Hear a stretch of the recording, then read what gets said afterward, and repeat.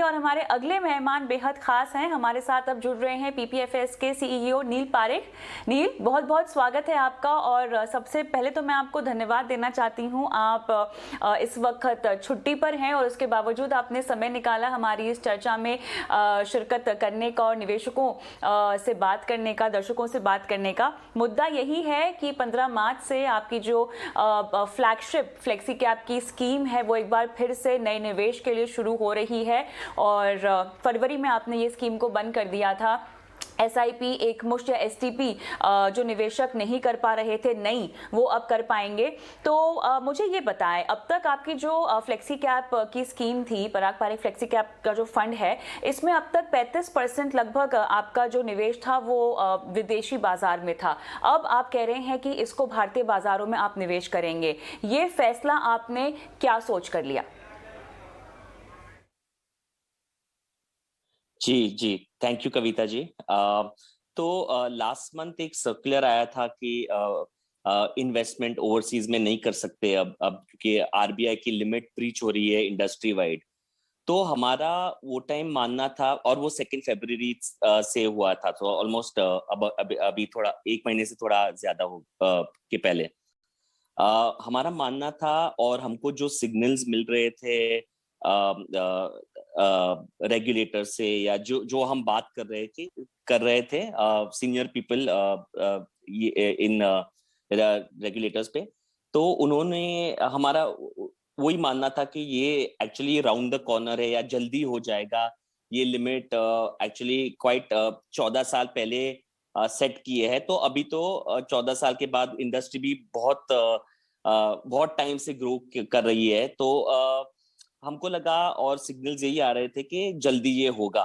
अभी लास्ट महीने में आपने तो सुना होगा और देखा होगा कि 1 महीने में एक्चुअली वर्ल्ड ही चेंज हो गया है, इन द सेंस दैट अभी वॉर चालू है, वॉर की अनसर्टेनिटी है, ऑयल प्राइसेस एकदम ऊपर गए हैं, एफआईआईज ने पैसे इंडिया से सेल करके बाहर ले गए हैं, रुपी भी डेप्रिसिएट हो रहा है। तो ये देखते हुए हमको सिग्नल्स आ रहे थे कि ये शायद इतना जल्दी नहीं होगा, ये ओवरसीज लिमिट इंक्रीज। और ये टाइम में इंडियन मार्केट्स भी अबाउट 20% करेक्ट हो गए थे। तो हमने सोचा कि ये नाइंसाफी होगी अगर हमारे इन्वेस्टर्स, हम अपने इन्वेस्टर्स के लिए इंडियन स्टॉक, ये जो हमको अपॉर्चुनिटीज मिल रहे हैं अभी, उसमें इन्वेस्ट नहीं करेंगे, तो एक्चुअली काफी इन्वेस्टर्स के लिए इतना अच्छा नहीं होगा। तो वही अजम्पशंस के साथ हम गए कि अभी ये ओवरसीज लिमिट में शायद काफी टाइम लग सकता है, माहौल देख के, ये जो भी भारी माहौल है, इसलिए हमने अभी ये फैसला लिया कि हम स्कीम ओपन कर लेंगे। नहीं, बिल्कुल सही है इंतज़ार ना करते हुए निवेश को एक बार फिर से शुरू कर देना। लेकिन अब सवाल ये है कि ये आपकी फ्लैगशिप स्कीम है, ठीक है नील, और ऐसे में इसकी सबसे बड़ी यूएसपी तो यही थी कि विदेशों में आप निवेश करते हैं और इस तरह का आपको एक पोर्टफोलियो बना कर दिया जाता है जहां पर आपके पास भारतीय बाजार और विदेशी बाजारों का एक्सपोजर है। अब ऐसा नहीं होगा, क्योंकि आप जो विदेशी निवेश कर रहे थे वही निवेश अब आप भारतीय बाजार में करेंगे। तो ये निवेश कैसे होगा? तो काफी क्लियर है कि ओवरसीज में अभी हम इन्वेस्ट नहीं कर सकते हैं। तो एक्चुअली मोर देन एयूएम, जो स्कीम खोलने के लिए एयूएम बढ़ेगा, उसके लिए तो हमने डिसीजन नहीं लिया है। हमको लगा कि एनएवी में ग्रोथ आ सकती है, जो इन्वेस्टर्स के लिए अच्छा होगा अगर हम अच्छे वैल्यूएशंस पे इन्वेस्ट करें। तो क्लियरली जब अगर एयूएम से इधर से डबल होता है हमारा, तो फॉरेन इन्वेस्टमेंट का लिमिट अभी जो हम 29 to 30% इन्वेस्ट किया है अभी, वो नीचे आके 15% हो गया, होके आ जाएगा अगर लिमिट्स इंक्रीज नहीं हुए तो वो टाइम से।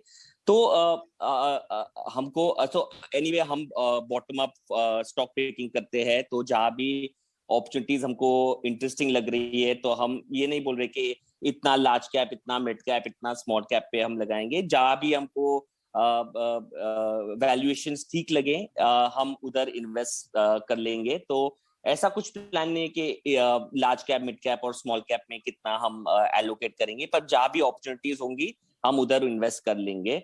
और होपफुली इन्वेस्ट ये overseas investment limits actually hopefully मुझे लगता है ये टेम्पररी है, पर हमको नहीं लगता है ये टेम्पररी अभी 1 महीने के लिए या 6 महीने के लिए या 1 साल के लिए। तो मुझे लगता है कभी ना कभी तो ये खुल जाएगी और ये इंक्रीज हो जाएगी, तो वो समय पे हम माहौल देख के रीबैलेंस कर सकते हैं और ज्यादा इंटरनेशनल इन्वेस्टमेंट वो टाइम ले सकते हैं। तो ये मुझे लगता है ये टेम्पररी टाइम है जो जब हम इंडियन इक्विटीज में ज्यादा इन्वेस्ट करेंगे।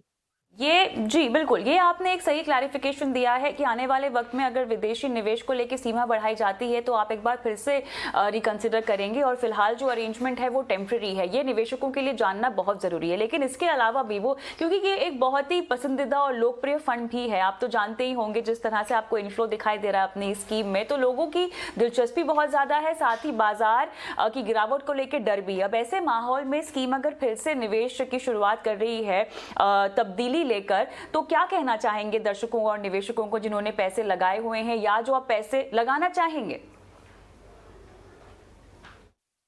तो मैं निवेशकों को वही समझाना चाहता हूँ कि हम बिजनेस देखते हैं, स्टॉक देख के इन्वेस्ट नहीं करते कि ये स्टॉक ऊपर या नीचे जाएंगे। हम देख रहे हैं कि बिजनेस अच्छा है और वैल्यूएशन भी उसके साथ अच्छा रहता है, तो उसमें इन्वेस्ट करना चाहिए। तो हमको लगता है अभी इंडिया में काफी अपॉर्चुनिटीज है, और मुझे लगता है कि ये 2 साल तो मार्केट ने बहुत ही अच्छा किया है और हमको बहुत अच्छे रिटर्न्स मिले हैं। और मुझे लगता है ये साल अभी हम जो देख रहे हैं वॉल्टिलिटी ज्यादा रहने वाली है। तो इसके लिए अगर हमारे पास कैश होगा और हम स्कीम को ओपन करें और हमको कैश मिलता है, तो हम एक्चुअली इजिली डिप्लॉय कर सकते हैं ये अच्छी अपॉर्चुनिटीज में, जो बुरे समय या वॉल्टाइल मार्केट्स में ही मिलती है। तो मैं वही कहना चाहता हूँ कि इन्वेस्टर्स के लिए अच्छा होगा, ये अच्छा मुझे लगता है डिसीजन है। और मैं भी इन्वेस्टर हूँ पीपीएफएस में, और मेरा ज्यादातर हमारा कंपनी का पैसा, एम्प्लॉय, फैमिली पैसा, मेरा पैसा, हम सब इसमें ही लगाते हैं। तो वही हिसाब से हमने देखा कि एज इन्वेस्टर्स हमारे लिए क्या अच्छा रहेगा फ्यूचर में। तो हमको लगा कि ये स्कीम खोलना चाहिए और हम एक्चुअली अच्छी वैल्यूएशंस पे इन्वेस्ट कर सकते हैं अभी। नील, लेकिन साथ ही अगर मैं थोड़ा सा इन्वेस्टर्स के लिहाज से पूछना चाहूँ, खासतौर से नए निवेशकों के लिहाज से जो इस तरह की बाजार की गिरावट को लेकर असमंजस में है कि अब आगे कैसे बढ़ें, आपने तो बहुत सारी मार्केट साइकिल्स देखी होगी, क्यों मौजूदा समय में बाजार में निवेशित रहना जरूरी है, कैसे समझाएंगे न्यू इन्वेस्टर्स को?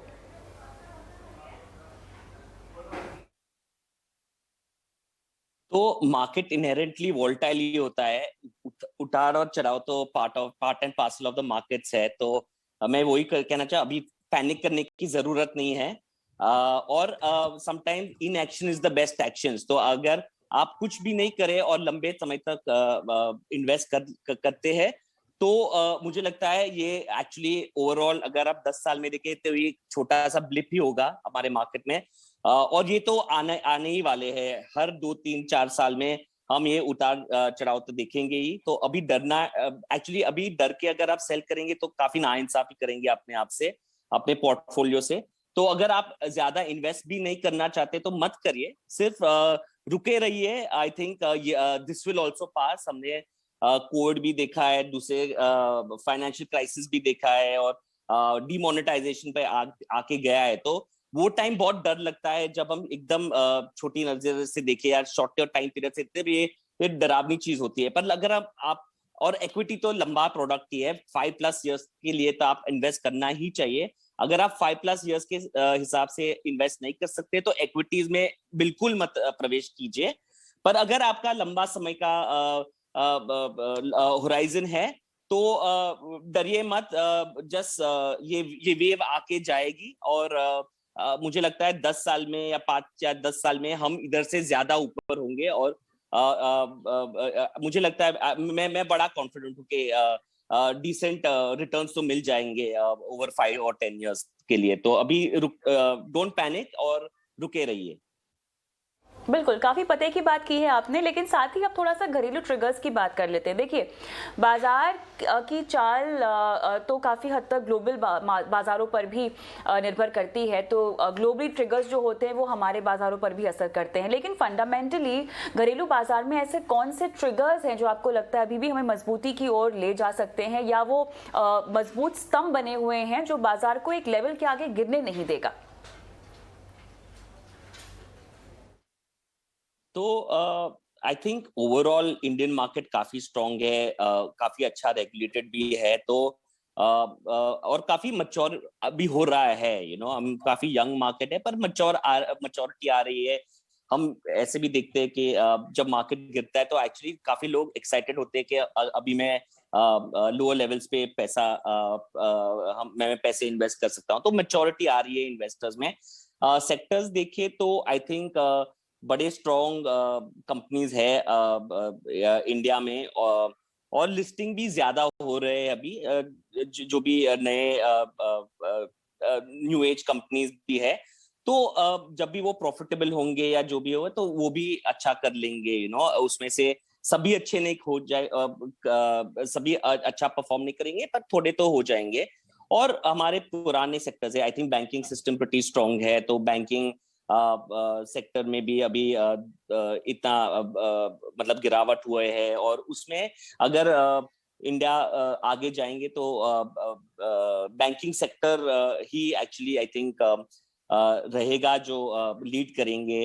आईटी सेक्टर pretty स्ट्रांग है, हमारे एफएमसीजी सेक्टर भी काफी स्ट्रांग, तो I think all around sectors तो स्ट्रांग ही है। उसमें से हमारा फोकस यही रहता है कि वो सेक्टर में से वो एक या दो कंपनी को चूज करे जो हमको लगता है कि फ्यूचर में ग्रो करेंगे। तो आई थिंक काफी सेक्टर है जो अच्छा करेंगे ओवर टाइम, पर उसमें से हमको देखना है कि सब कंपनीज अच्छे करेंगे कि नहीं करेंगे, तो उसमें से एक्चुअली काफी कंपनी शायद इतना अच्छा नहीं करेंगे गोइंग फॉरवर्ड, बट हमारा काम यही है कि जो हमको लगा कि जो मैनेजमेंट क्वालिटी अच्छी है, जहाँ वेल रन बिजनेस है, जहाँ कोई कंपेटिटिव एडवांटेज है वो कंपनी का, और जो वैल्यूएशन हमको कंफर्टेबल लगती है, अगर ये सब साथ आते हैं तो हम वो कंपनी में निवेश कर लेते हैं।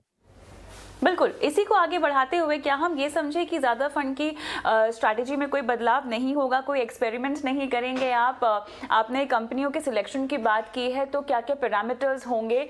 कुछ ज़्यादा आप आउट ऑफ द वे जाके स्ट्रैटेजी नहीं बनाएंगे, क्या ये कहना सही होगा?